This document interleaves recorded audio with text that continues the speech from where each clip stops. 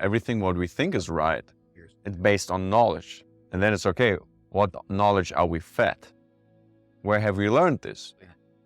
Like in America and Germany, from my parents, after World War II, like what is our foundational knowledge when we talk about those topics? And I think we should, or we can, or you can, or we as a collective can think about which traditions or which cultures have spent thousands of years thinking about that, philosophizing about that, learning about that, studying that, trying to actualize, realize that. And this is not the US. It's like 300 years old, 400 years old. So then we should like maybe get in touch or study like more Eastern knowledge, right? I don't know, Rig Vedas or the Upanishads or whatever, because those are people who experienced or realized or even thought about all of that. And this is like a place where I think you can find knowledge which could be a better foundation to talk about all of that. Spiritual or metaphysical knowledge is based on your yoga class in LA downtown. Yeah, we all one. Align your chakras and everything. We shouldn't judge and shouldn't laugh about it, even though we do. Is that the right approach? And all comes down to how we approach life, what we devote our lives to.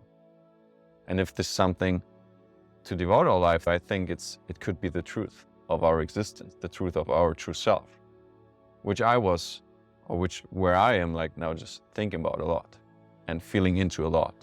And yeah.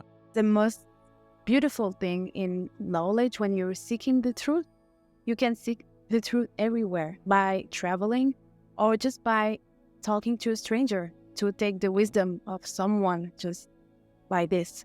And also by knowing about ancient civilization, about your ancestor, listening to your grandmother, or looking to a child, how the behavior of a child, a newborn, and just by observing the reality, if you truly seek the truth, if you are sincere, and your purpose is just to understand life, you will find it.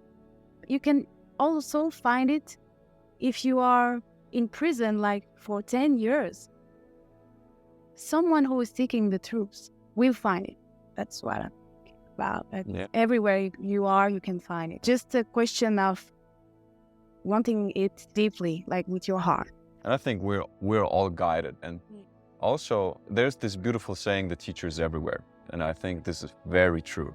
Right now too, we're learning from each other. Like we're all talking about truth in a way, like we're discussing it. We want to experience it to some degree.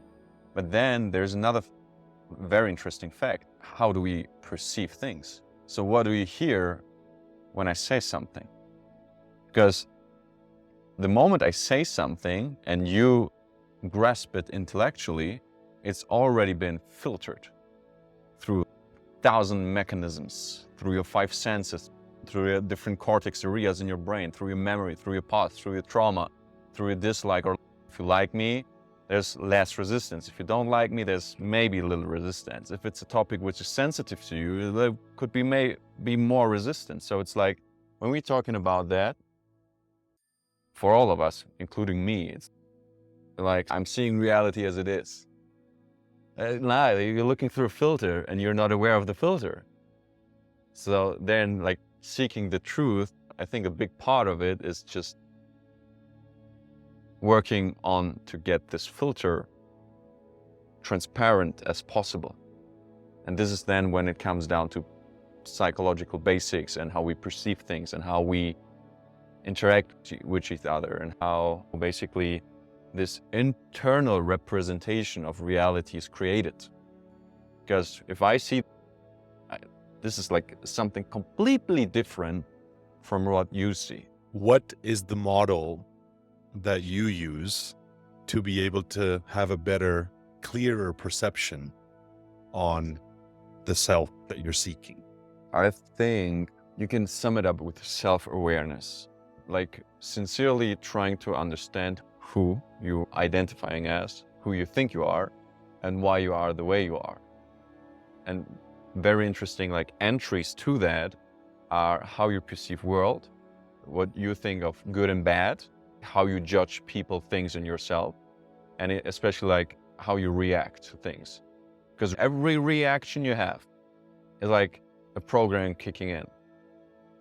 If it's a good reaction or a bad reaction, but it happens automatically out of a sense of being automated, so your brain doesn't have to work that much. So I think it comes down to self-awareness, and this is like a scale. It's not, am I self-aware or not? It's a scale. And then just feeding yourself with knowledge. Ideally, pretty uncorrupted knowledge, which you can, I think, rather find in the East than in the West. Or like even here in Bali. And what does that uncorrupted knowledge say at its core? As soon as you hear it, it's corrupted already. Because you're corrupting it inside your mind. So everything I say is just filtered through my brain and everything. And then I'm speaking it out, you listening to it, and then it's distorted all the way through, and then you think you know what I'm talking about. Or we agree on something, but basically it's a wonder that we can talk with each other.